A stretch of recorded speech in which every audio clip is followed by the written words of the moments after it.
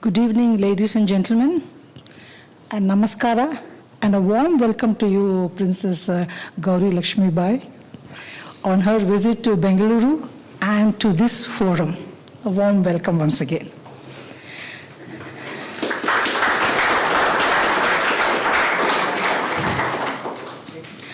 I think the best histories are of those rulers who have ruled wisely and for whom the citizens have immense love.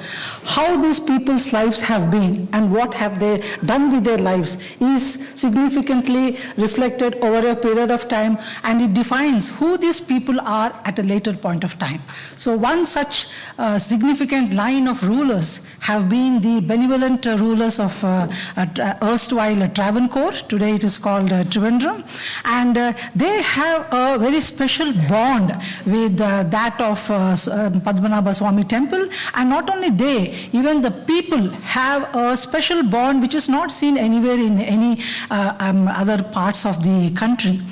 Now, this is one of the wealthiest temples, and it has generated lots of interest when the vaults were opened and it was inventorized in 2011, and again the supreme verdict which was given in 2021, wherein her title princess is very clearly mentioned, and also the Travancore. So I quote Professor Shrudaya Kumari from the book on the temple by Dr. Uma Maheshwari, with her permission, who is with us here, that this temple is history, layer upon layer. The history of religion, art, of sculptures and architecture, political and social movements of the royal house of Travancore, of individual devotees. This is what the temple has, frozen but palpitating in its granite structures. Daily time, historical time, and time beyond time meet here in a rhythm one cannot understand. How long it must have taken to attain this ease, to convert stone into a pliant medium. What perfection of engineering and what subtleties of aesthetic perception. I'm just giving a small brief about this temple before we get into a conversation with the princess.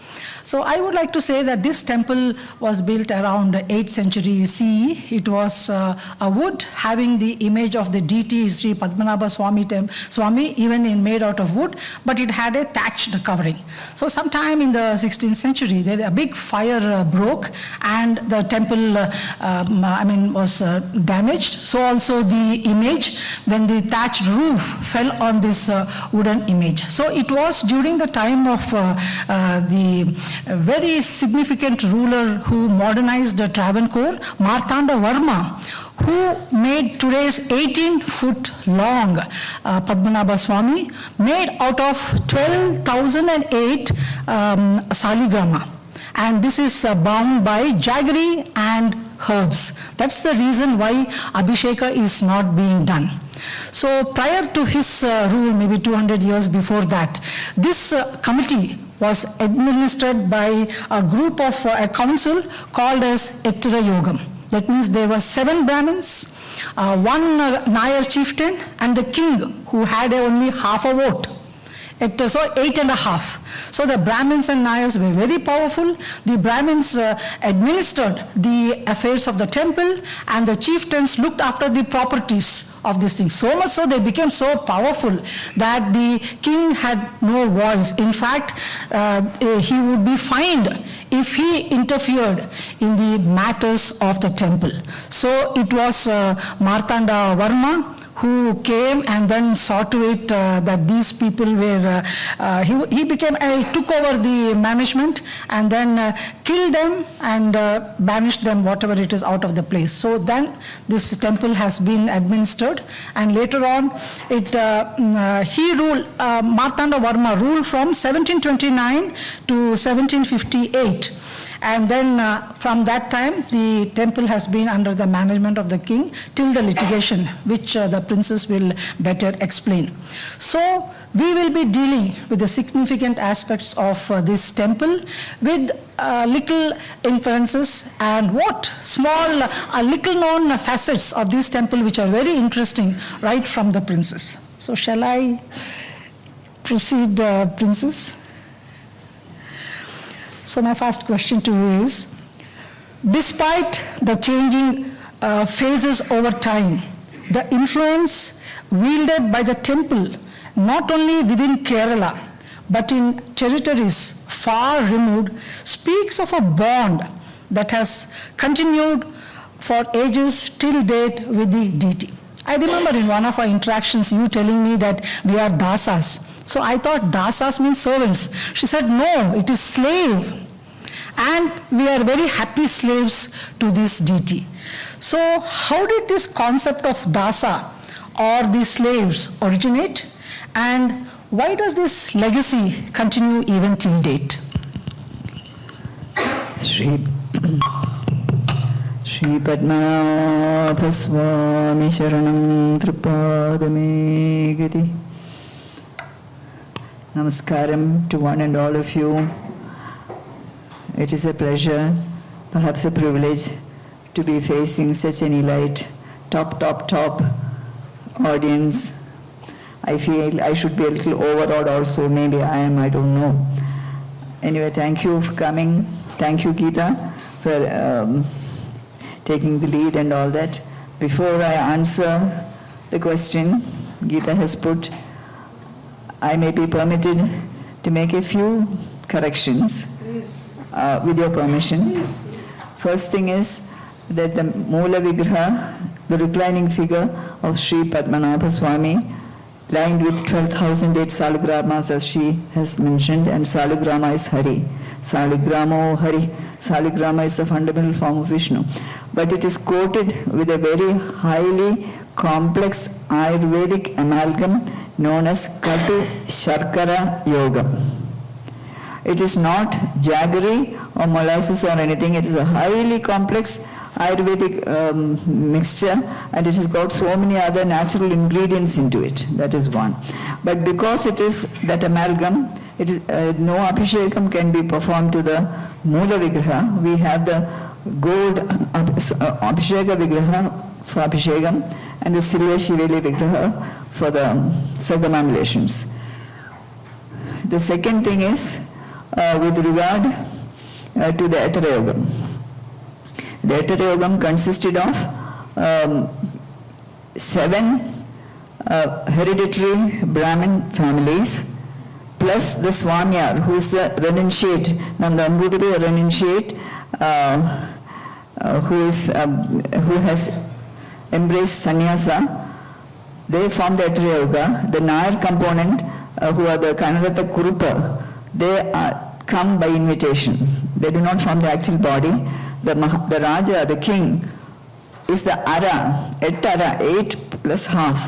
The Ettara is sort of interpreted as half, possibly by the other component of the Etarayogam, or as Arashan, king, the yogam of the king.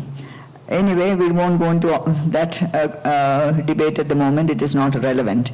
And 2 other things is, one, it is true that during the different periods of time, at times the Etarayogam became very powerful, and if the king was not strong enough, it could perhaps lead to sort of riding over the king. However, that was not the continuing situation, and many times the king and the Etarayogam did clash, but when it came to Maharaja Martandavarma, as Geeta has mentioned, the architect of modern Travancore, or Tiruvidangura, he was very powerful, and he clipped the wings of the Etarayogam and made them toe the line. But he definitely did not kill any of them. They were all Brahmins. In those days, even today, I suppose Brahmahatya Papa is a very, very, very serious offense.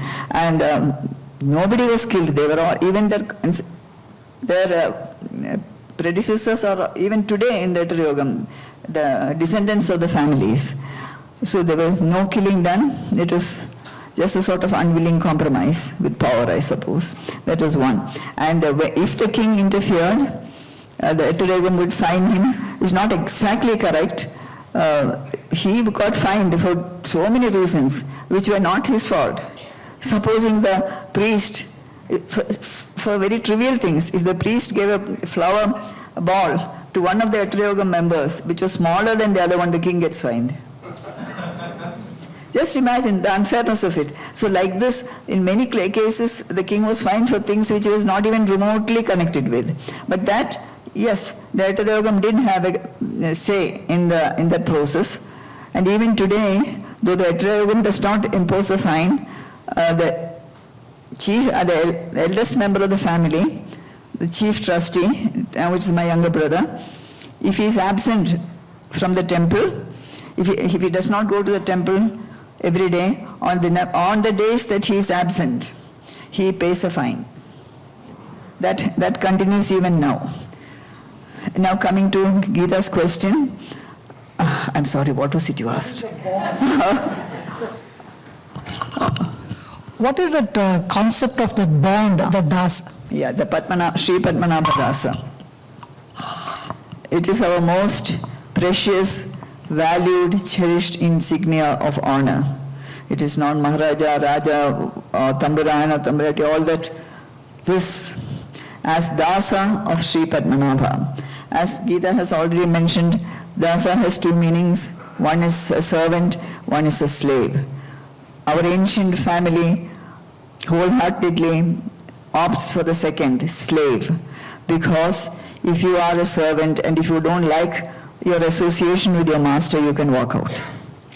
But a slave is forever bound to the feet of his master. He has no independent identity of his own. And in this case, not bound by chains, iron chains, as slaves normally are, but in silken strands of bliss. Pattunolindana Anandam. And that is what we hope and pray as long as the sun and the moon continue, as long as our dynasty continues, dear God, may that continue. How it started, it goes so far back into time that we really do not know how it's, but in many temples and in many families, this system of surrendering a child to a deity, Adima, it's a common practice, but here it became a totally important fact of rule, administration, governance, everything, that particular term. Thank you, Princess, for putting things in the perspective. That's what happens. The person who is at the matters, she personally attends to so many things in the palace, as also attending to the Supreme Court case, which she very successfully won. So thank you so much, Princess, for putting things in the perspective, because I get it from books, whereas hers is her personal experience. I just wanted to ask you, when a male child is born, he is placed in front of the deity with his head facing. What about a female child which is born, and that too when yours is a matriarchal society? Yes, that is a very, very somewhat sore point with me also. Because we are matrilineal, we trace our family through the mother, not the father. I belong to my mother's family. My children belong to my family. My husband belongs to his mother's family, not to his father's family. So we are matrilineal. In spite of that, I don't know why the girls, the babies, the girls did not have that great fortune of being surrendered before Bhagavan as Padmanabha Dasis. It is restricted to the boys, and when the baby is 1 year old, the mother takes him, and in the absence of the mother, any female relative in the mother's line takes him for Swati Tirunal, Maharaja, music, the king of music, etc. It was his mother's younger sister who took. So like that, the mother takes the child and puts it on the Ekashila Mandapam in front of the Shri Kovil, where you are not supposed to prostrate, except that one time, and he surrendered to Bhagavan as Padmanabha Dasa. All the male children in our branch of the family, it has been done. Thank you. The temple celebrates the 10th day of a festival twice a year as the Arat, which means ceremonial bathing. And the 9th day is the Pallivetta. This is where the presiding deity, through the Maharaja, engages in a hunt to annihilate the evils. Can you elaborate on this? Yes. Yes. Almost every temple, especially the bigger temples, have a festival where this Pallivetta and Arat do form a part. But normally it is in the temple tank or something where the Arat procession. Now coming to the Shri Padmanabha Swamy temple, the two festivals in the year, the Alpashi and Paikuni Ulsavas, the deity comes out of the temple only on the Pallivetta and Arat days. Otherwise the deity does not come out of the temple walls. And he is taken in procession, Pallivetta, where symbolically, by shooting an arrow into a coconut by the Maharaja, who represents the lords, the ills of the land are annihilated, symbolically. And it is perhaps the only silent procession in the world. I don't know whether there is any other procession like that.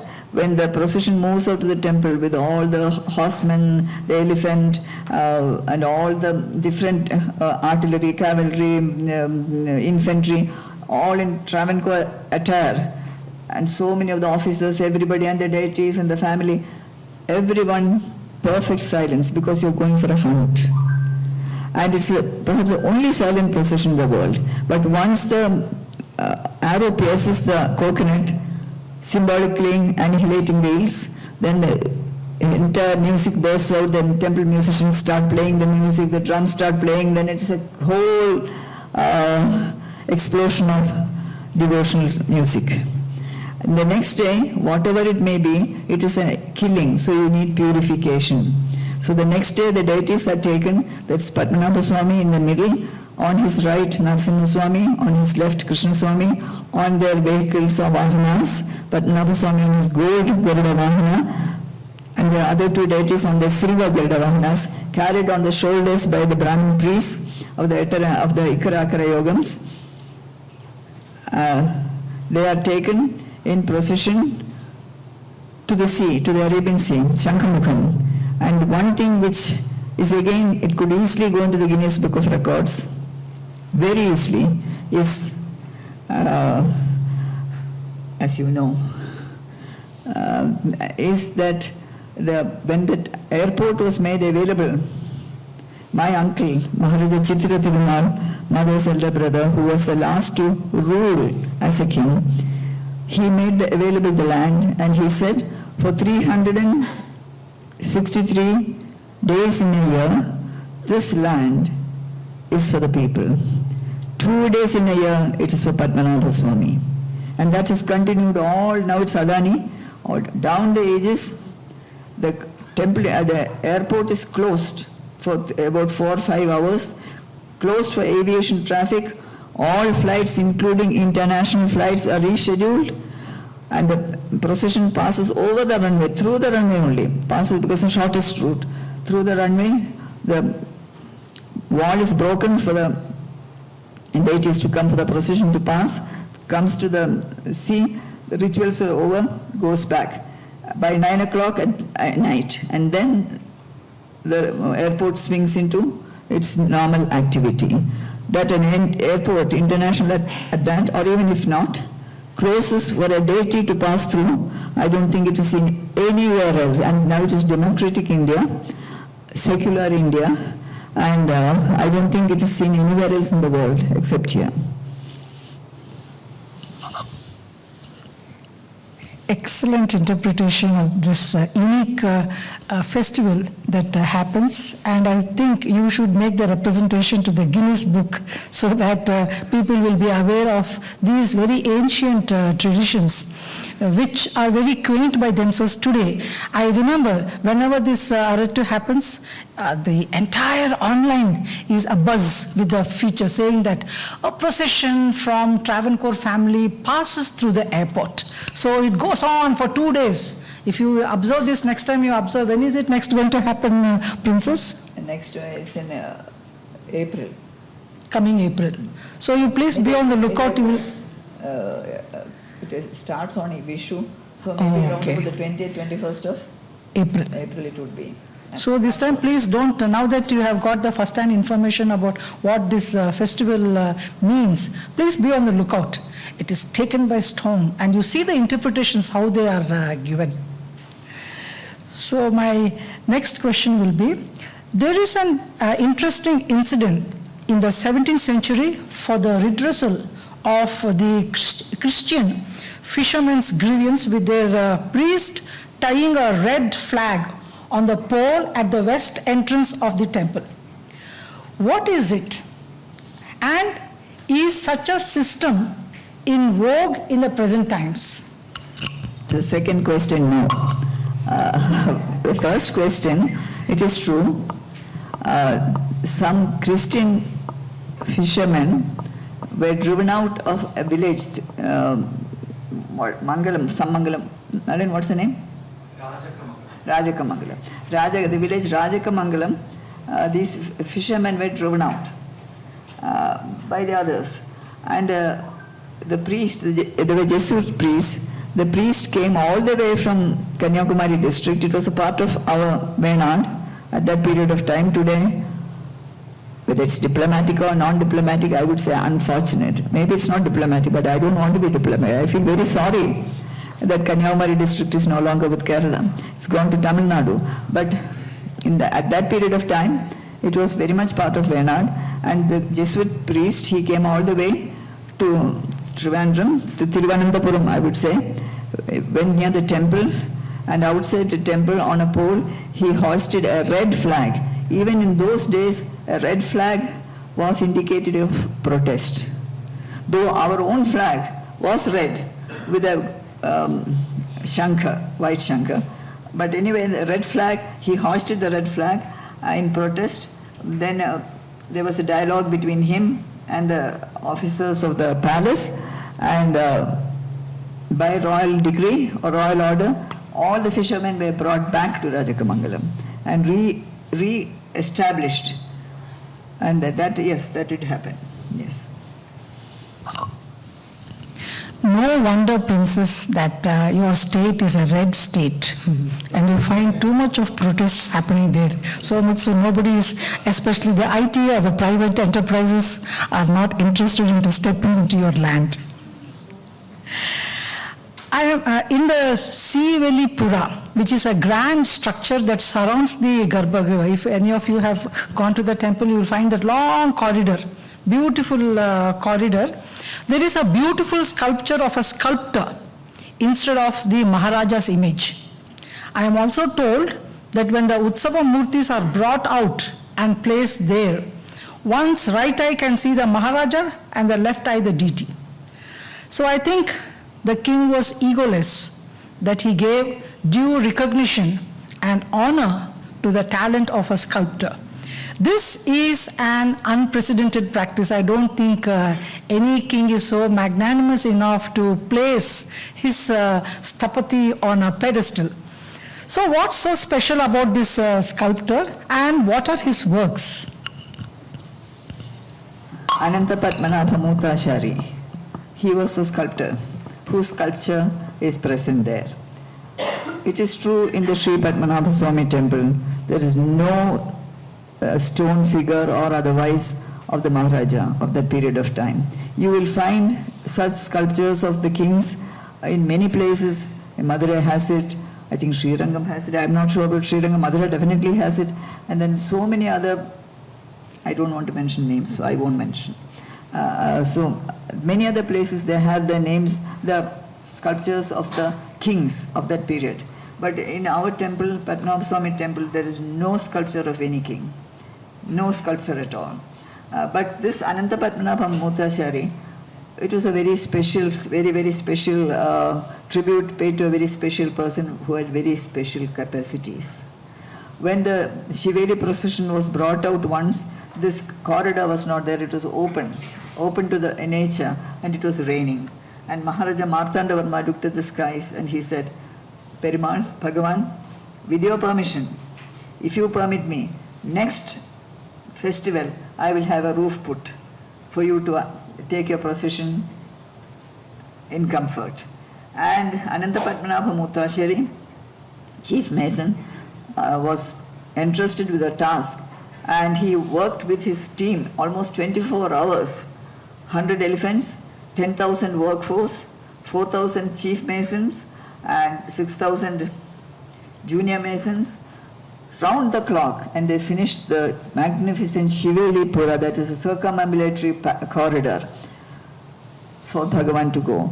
And Maharaja was so happy, he was so elated, he gave him what is known as Veera Shrinkala, which I think many of you might know. It is a greatest distinction, jewel of honor given on very rare occasions to very rare people. And he gave him silk, he sent him on procession everywhere. But he was not satisfied. So he asked Muttashari, what can I do for you, Muttashari? And then he said, Your Majesty, Tambaran, give me a place in the temple where I can see you with my right eye and Bhagavan with my left eye. Maharaj did not have to think for a minute. Where you find that sculpture which you mentioned, that is Anantapadma Muttashari. Because the Maharaja stands on the left and on the right eye. The deities are brought out the left eye. And on that huge pillar, his wife, his son, his brother, his scale, the scale he used, the kola as we call in Malayalam, all those are also present there. It is a very special, very, very special.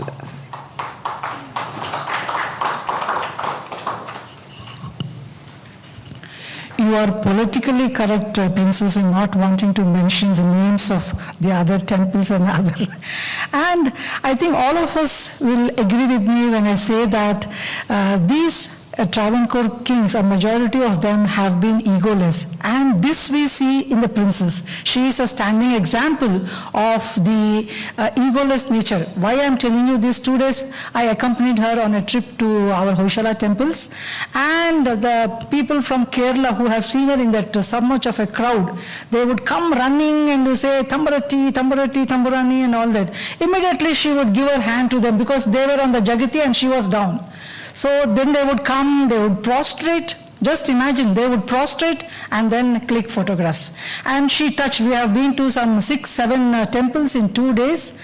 Without any exhaustion, she enjoyed the hospitality and the beauty of the Hoysala temples. And she was very, very humble and in all magnanimity and in humility. She would bow down like this and join her hands and say, thank you so much for the ASI officials and also to the ASI workers. In fact, they felt so happy that they surrounded her, took photographs, touched her feet. So she's indeed a people's princess. And now do you know from where she gets this? It is her line of her ancestry. And the proof of this is in that sculpture. So far we have been speaking about the wealth of the temple in terms of its history, heritage, and culture and traditions. And I'm sure many of you like me are interested to know about the walls, especially the unopened B vault. Can you clarify some of the associated mistaken notions? Yes. First, before answering that question, or addressing myself to that question, I would request you all to, Geeta is a good friend of mine, she is very kind to me, so sometimes you have to take what she says with a bag of salt. That is one. Anyway, of course, we are very fortunate in the affection and regard people have. It's a blessing of Bhagavan and the blessing of our ancestors. Now come to your point of the so-called B Kalara. We have 6 Kalaras there, 6 sellers, and they all go by different names. This is A and B and all that known as Mahabharata Kona Kalara, Shri Bhandara Kalara. They have all become A and B and C and D and all the Congress parties, different Congress A, Congress B, Congress C, like that. They have become like that. Now coming to, out of them, 4 of the Kalaras were already opened and many of them were in daily use. where you take out the vessels and things like that for daily pujas and that. This A cholera has been inventorized, and anyway, that's not your question. So the question is B cholera. B cholera, or the so-called B cholera, has not been opened. For a very, very long time. Its antechamber has been opened. The antechamber of B cholera, there were silver vessels and silver that and all. The actual B cholera has led to wide and wild speculations, impossible conclusions made by over-fertile imaginations. We were so horrified once when we just switched on the TV or something, you find something zooming up. We invite your attention to a temple in India, shrouded in mystery, hidden behind creepers, and shrouded in mystery, and then you find a part of Padmanabha temple and say, oh God, what's happening? So you sit and then you feel an increasing sense of nausea and sickness as you watch the thing. And then they show, as she said, misinterpretations. That's why I mean, this has come so many times. They show the inside of a chamber, granite chamber, which has got like this big gold sovereigns, possibly cardboard. It looks so artificial. Then there is a gold vigraha there, which is Padma. That vigraha was in our possession till very recently when my uncle gave it over to an ashram. So that is a vigraha they must have got it from Rajan. So that is that. And then worse, there are so many piles of gold coins, just piles of them piled away like that. And the worst comes, these are all at least, there is a corridor, circular, I mean sort of curved corridor, and as you go it looks so eerie just to see it even, and suddenly you come to a change where there were 6 or 7 people, human forms, many of them have gold hair, and they are all very fair, and because I mean many people can be fair, but you don't have to, the golden hair, and they are sitting there all of course with eyes shut, men and women, they're all corpses. Like the mummies in the pyramids, they're all corpses. What nonsense, how does anybody get in there to take that photograph, the video, when you have not opened the thing? Now I will tell you, we really do not know what is there in that particular unopened cholera. It was, so many times it's been like that. So we argued in court that let it remain there as a kshetra rahasyam. There are so many things you have the court under the orders of the court and strong recommendation of the honorable amicus curiae that they have brought out so many things. So now why leave this alone? They had sent to, I do not know whether you're aware of something called Ashtamangala Prashnam, which is very popular in Kerala, where when temple-related matters come and a decision cannot be arrived at, they have this astrological prediction, calculations done, and that was also done. No, don't open. Then all sorts of rumors, legends, oral traditions, which had not been really, we don't know. That is, the ocean of milk is there. If it is opened, the ocean will rush out and the city itself will be under threat. Then they say there are serpents inside guarding treasure. Then they say there are rishis, sages in arupis. They have no form. They are there in deep penance. They cannot be disturbed. They say there is a yakshi who was very, very malevolent, but she has had a change of heart and she is under the eye of Narasimha Swamy. She should not be disturbed. But the most important thing is that there are chakras under the soil, bhugarbham. Chakras, the power charges connect with the Moola Vigraha. Somebody might say, can you see the power charges? No, you can't. Can you see the power charge in a TV or in a mobile phone? You don't see it. That doesn't mean that it is not there. So anyway, it was said that it should not be opened. And our Tantris were against it, we were against it. Finally, the two judges who were sent by the Supreme Court, Judge Krishnan and Justice Krishnan and Justice Rajan, they decided that they would get it opened, and they got a gas cutter to be brought to cut open the entrance. Oh, it was a terrible situation, and the whole temple rose up in a flash in agitation. But what happened was, before the gas cutter could come, at that time we were not in administration. The Supreme Court had taken the administrative powers from us. We were in court fighting for it. Justice Rajan was walking up and down like this, up to the entrance of the Bayi, coming back, walking. He must have hit his leg on one of the uneven granite paved stones, and blood started coming. And as he walked, the blood came right up to the entrance of the Bayi Kalara. He stopped. They got so frightened, they stopped. That was the last time anybody tried to open. And I have to tell you one thing more with regard to the ocean of milk or Palari. In our records, it is very clearly mentioned, the year, the month, everything, that during certain occasions, milk bubbled up. I don't know how to explain it to you. It is inside the Cherujutta, that is inside the area where the Ottakal Mandava, everything is there. It has come bubbling up, and the Maharaja and all of them had taken it. So the presence of milk has been recorded.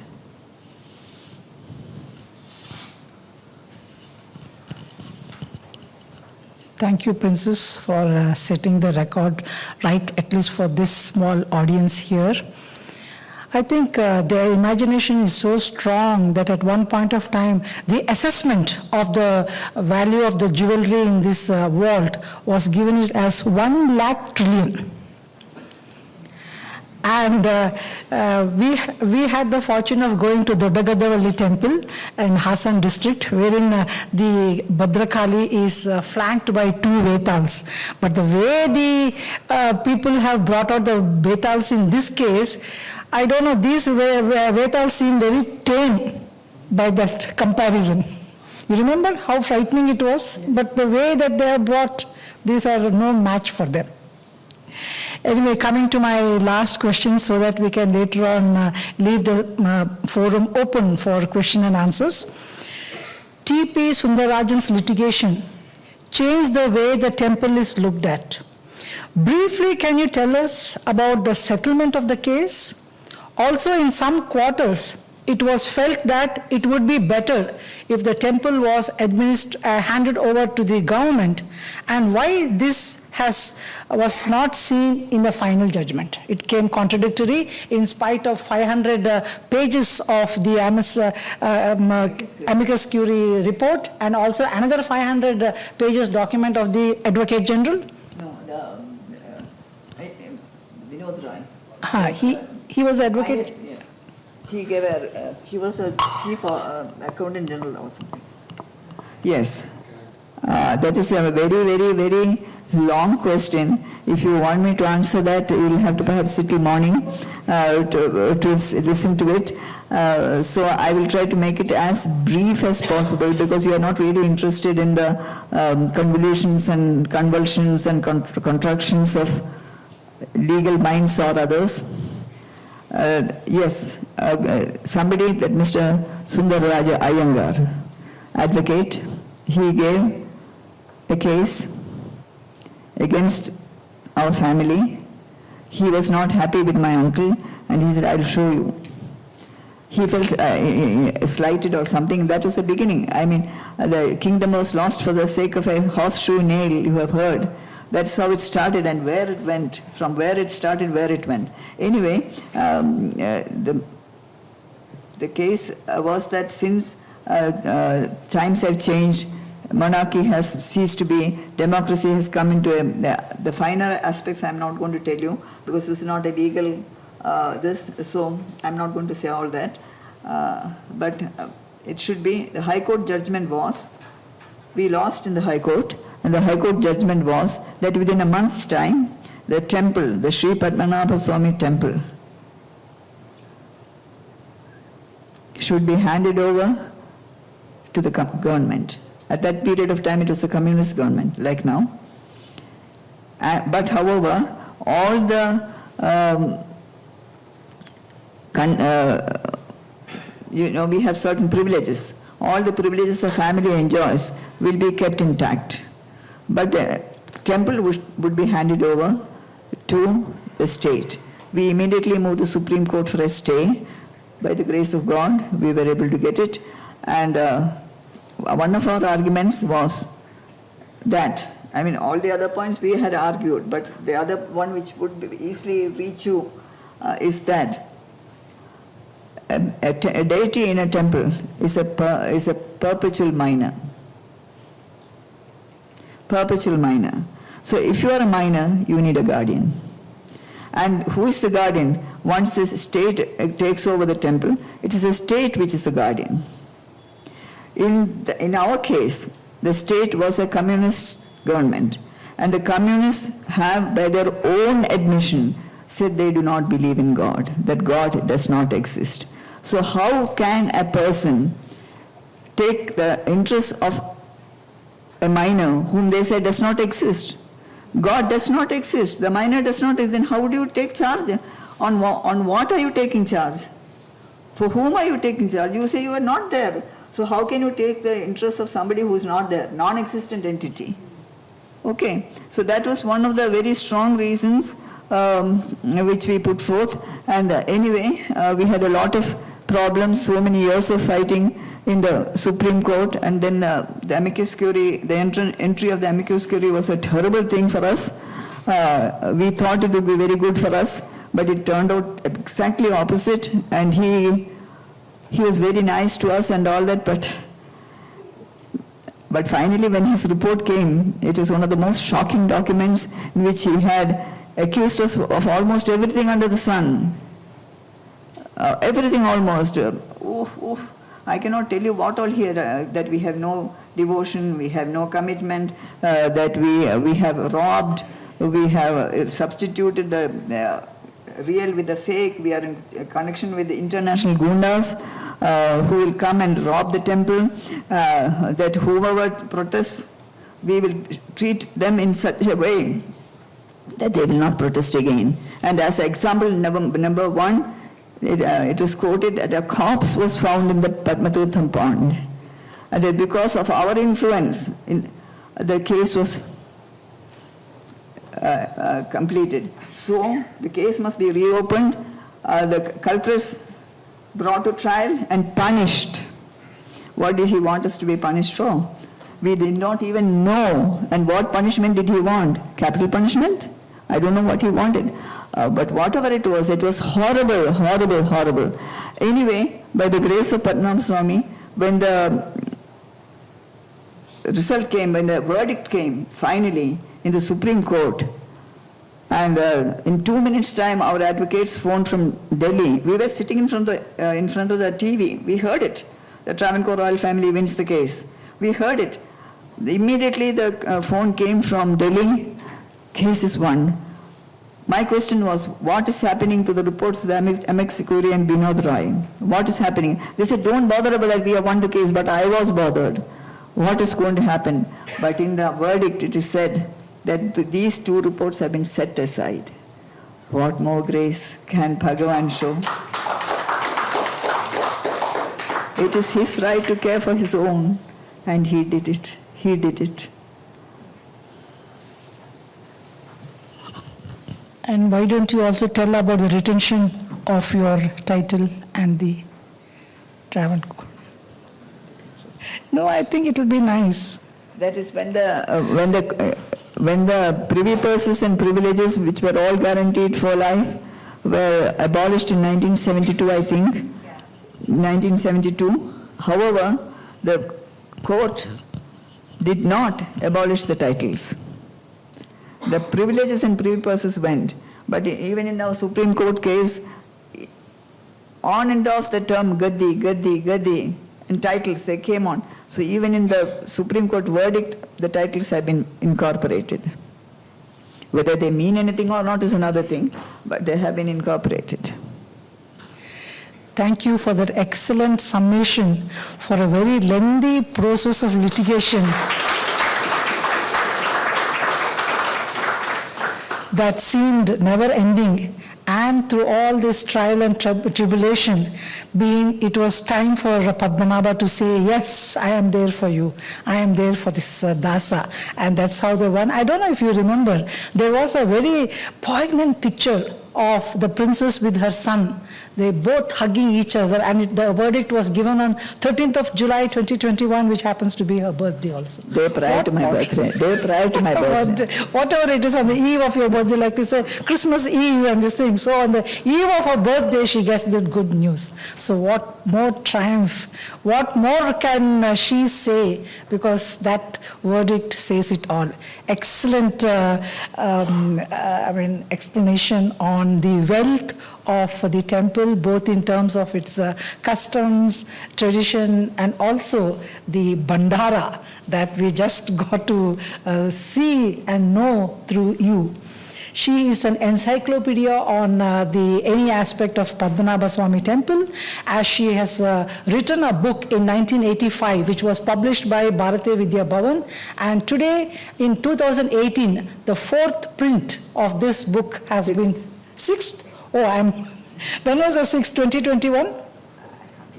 Okay. So the book that I have is the fourth edition of her original book. So in the temple's history, famed for its wealth, traditions, and cultural heritage, the infusion of royalty has added to its very many unique features, and she has very well brought out the very little known aspects of this temple, which is very, very interesting. It is unique in more ways than one. On that note, ladies and gentlemen, we now throw open this forum for questions. Her Highness will be very ready to answer your questions. So please go ahead. If you have a question, please raise your hand. I request all of you to restrict yourself to one question and to keep it short. Thank you.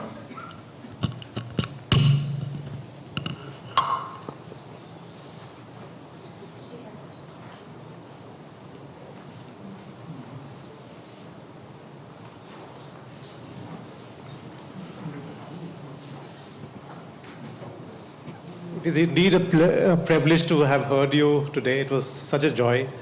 I have a very humble question. This is the cultural heritage of our country, and it is a great desire, I'm sure, for a lot of people to go and see some of that valuable artifacts which are kept and preserved in the temple for so many years. It's probably unique. I don't think anywhere in the world you have such a collection of absolutely things of great intrinsic value. You ever consider opening a museum or a place where ordinary people could go and see that items of heritage? I appreciate your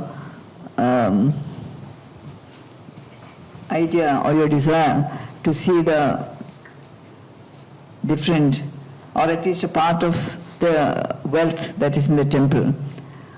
For us, of course, the greatest wealth is Padmanabha Swamy himself.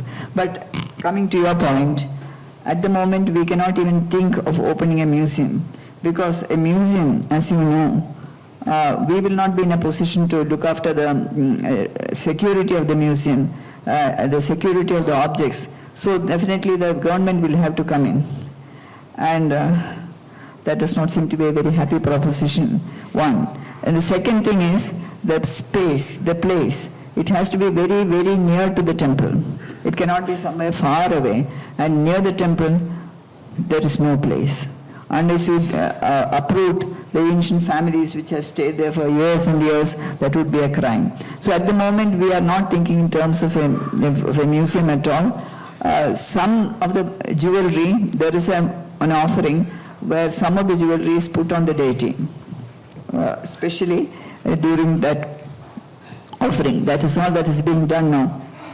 And sir, may I tell you, I have also not seen.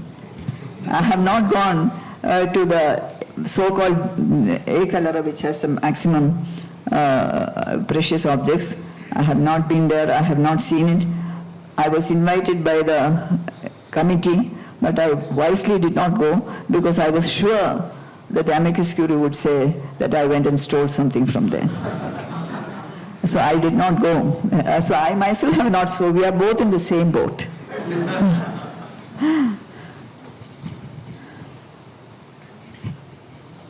Thank you very much, Princess, for this opportunity.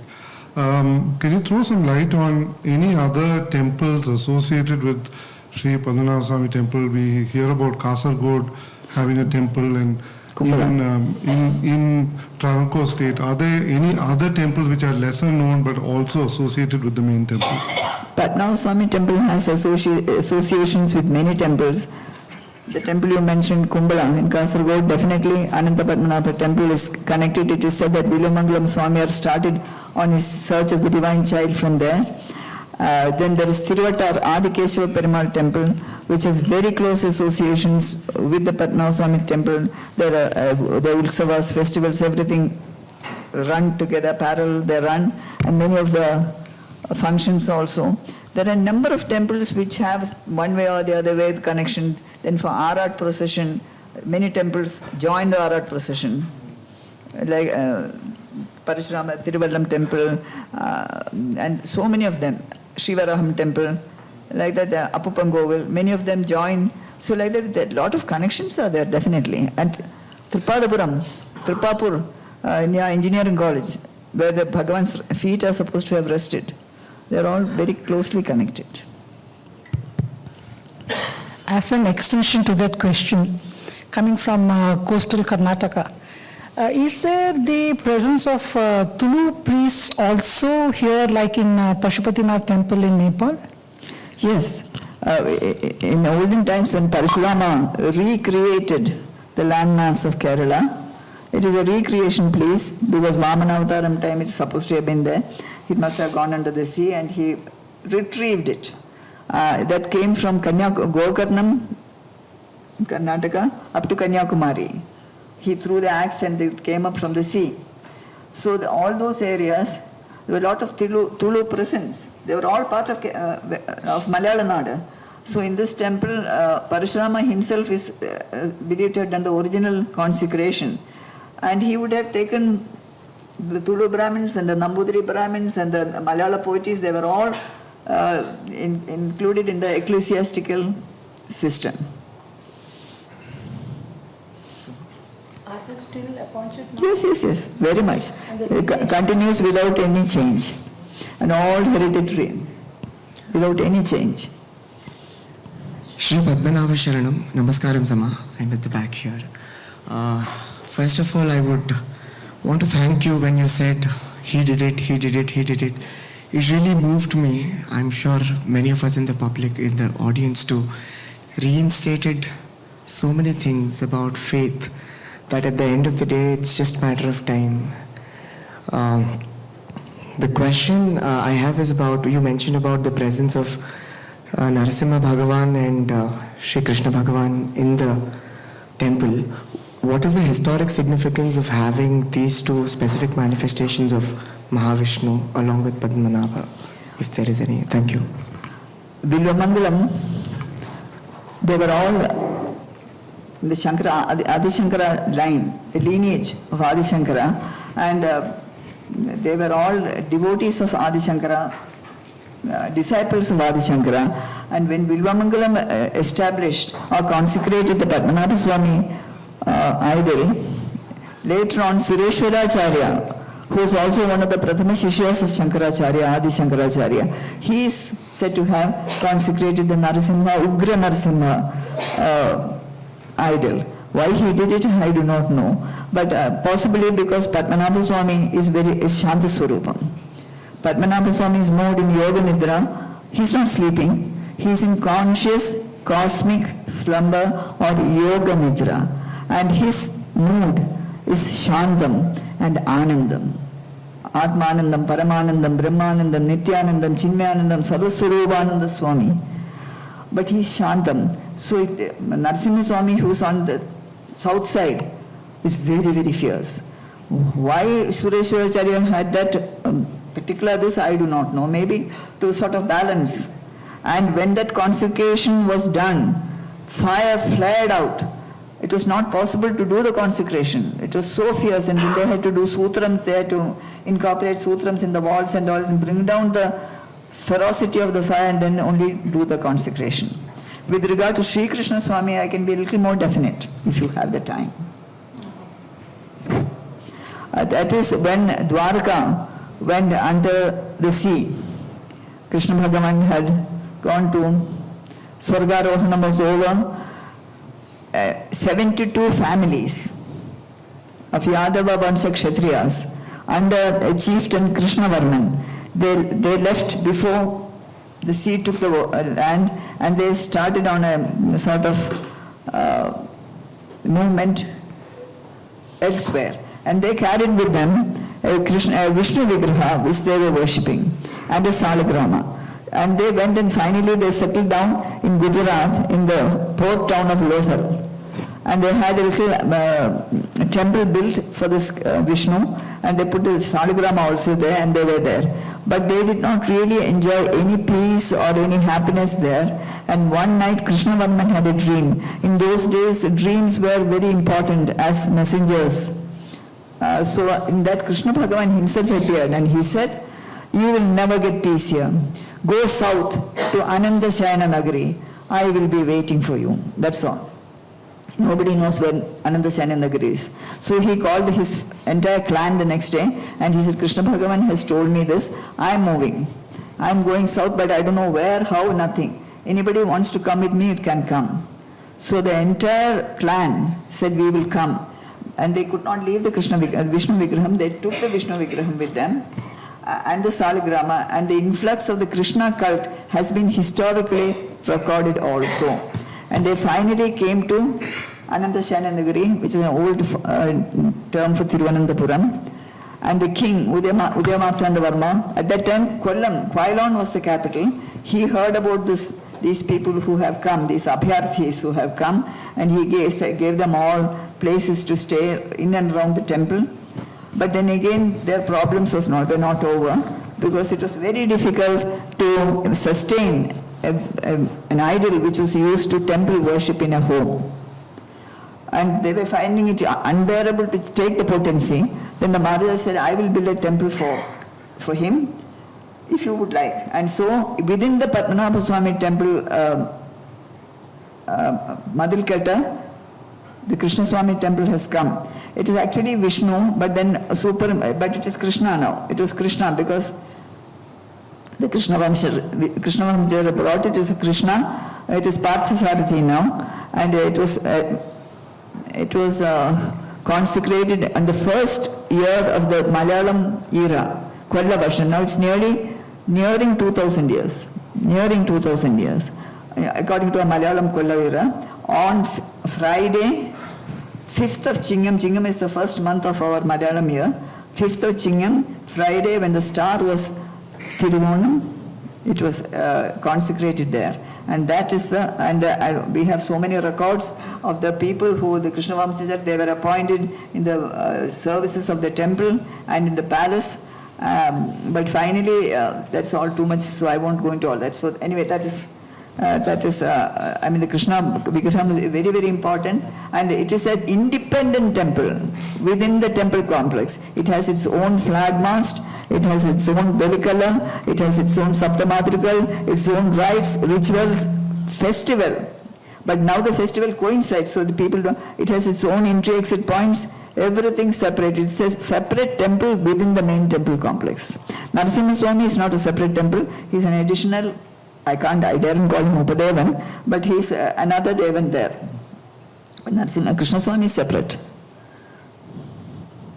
Thank you very much. It's been a beautiful talk that you've given. I was just curious, the gentleman there mentioned the temple in Kasargod. There was a rumor when we went there was a rumor that this temple has an underground path that leads to Padmanabha Swamy. I mean, this is the temple where there was a crocodile which passed away recently. Is there any truth to that, or Just a rumor. There is a cave which is now blocked, you can't go. They say that there is a way reaching up to the Padmanabha Swamy temple. We are unable to, it's so far away and we do not know. Maybe it was there. With regard to the crocodile, it is a living miracle of the day. There was a crocodile, Modala in Malayalam, Modala there, all along, nobody knows when it came, how it came, from where it came. But once a robber rushed into the temple to escape the law, and those days it was the British, and the British, whoever it was in charge, he rushed into the temple with boots, everything, and he saw this Modala, this crocodile, and he shot it. As soon as he came out, he fell down and he died. And this crocodile was shot. Everybody was so upset. But next day, another crocodile appeared. But that is old story. But now you have mentioned, madam, about how the crocodile passed away. It has come into so much of media coverage. But now, about 2 weeks back, another crocodile has appeared. And it is very much there. Nobody knows from where it came, how it came. It is there. It has come and it's been photographed and all that. It is very, very much there. That is one of the miracles unexplained. It's a divine play. And another miracle is these crocodiles are all vegetarian. Yes. These crocodiles are vegetarians. They sustain for the most of the time on the prasadam given by the priest. So this is another miracle. Lot of gratitude, Taburati, to meet you today. I am from Trivandrum, so I have always seen right from my childhood for the Ulsavam during April, Panja Pandavas Shila being there. Just wanted to understand from you what is the relation between temple and the Pandavas being installed during the Ulsavam. The Panchapandava, the second Ulsavam, that's the Painguni Ulsavam. The first Ulsavam, the Alpashi, was conducted by the temple and Painguni by the palace. In those days, not now, in those days. And so all sorts of entertainments and all sorts of more festivities were introduced in that Painguni festival. And the system, and it was also called the Panchapandava Utsava, because it was to also propitiate Indra, the god of rains, not to come down during the festival season. So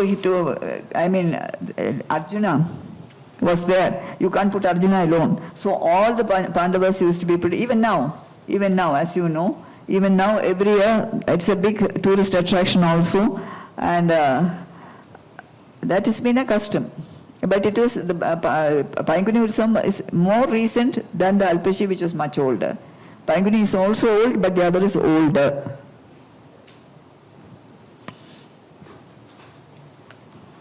Pranams Maharani, Adiyan Dasan.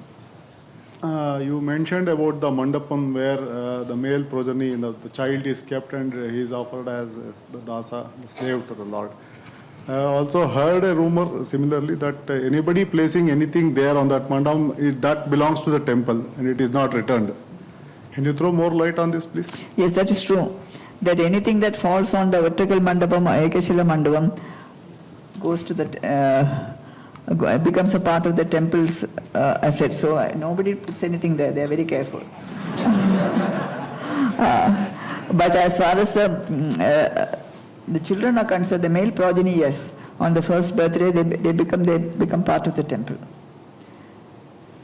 And with regard to the, as they said about the wealth and all that, when this thing came out about the wealth, when it came out, so many people came and they will stand in queues. There was a little crowd from Tamil Nadu and one little boy, he's saying, "Appa, and the tangam enge?" Little boy is saying. So that sort of thing. But however, that apart, anything that falls on the vertical mandapam, yes, vertical mandapam is supposed to be an extension of the Shri Koval, though it is in structure a different structure. In principle, it conjoins with the Shri Koval and supposed to be an extension of the Shri Koval. Maybe that is why you can't take something which has gone into the Shri Koval, can you? Maybe that is why. Thank you, Princess. It was our good fortune to have you here today. What are the challenges that you see in the temple administration today? And do you have any wish personally that you would like to see fulfilled? Last sentence? Do you have any wish, your personal wish that you would like to see fulfilled for the temple or sir? Yes. Every day, as you know, the world is full of challenges. And minds of people are different. If somebody says that is good, somebody says it's bad. And now with public participation becoming a little more in the forefront, yes, and then you are dealing with a labor force in the temple. There's a workforce and they belong to the union, they belong to the communist union. And yes, there are problems, but now for quite some time they have not created any problem or something. But yes, and the complaints from the devotees, it's always an ongoing affair. Sometimes the crowds are so huge, they're so huge, that it is just not possible to make them move in the way they would like them to move. You know Tirupati, you know Guruvayur, you know all these places, what a huge, Shabrimala, what a huge crowd. It's all there. But then Padmanabha temple also, what can we do? I mean, whatever is best possible is done, but of course, complaints, yes, would definitely be that. It's a ongoing part. Then with you asked about the challenges, yes, more challenges will come, I guess. Let us hope that Bhagavan will find a way out, otherwise what else can we say?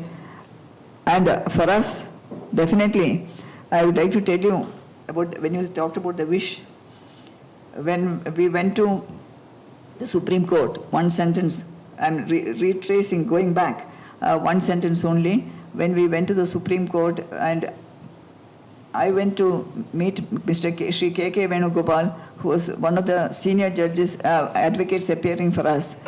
The first question he asked me was, what will you say?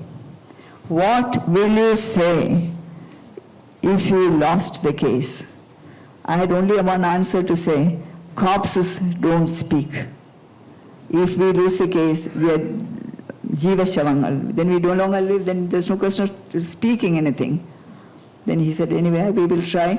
And so, I mean, as far as our wish is concerned, we hope and pray that the temple will remain in all its glory for the sake of the world, for the sake of humanity, for the sake of the devotees, for the sake of everybody for whom Shri Padmanabha Swamy is dear. In every place, there are so many temples, so many devotees for whom that particular deity is dear. So there is no question of comparing which is better, which is worse, nothing like that.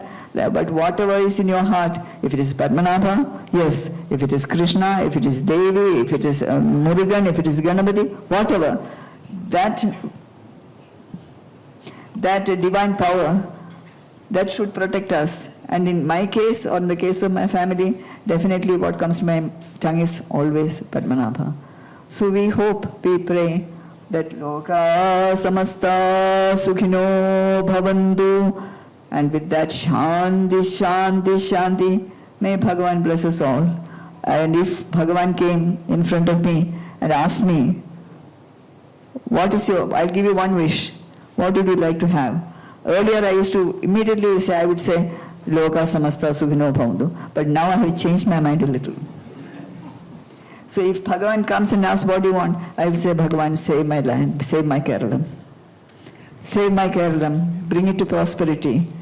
One more, Loka Samasta. Then he will say, that's enough.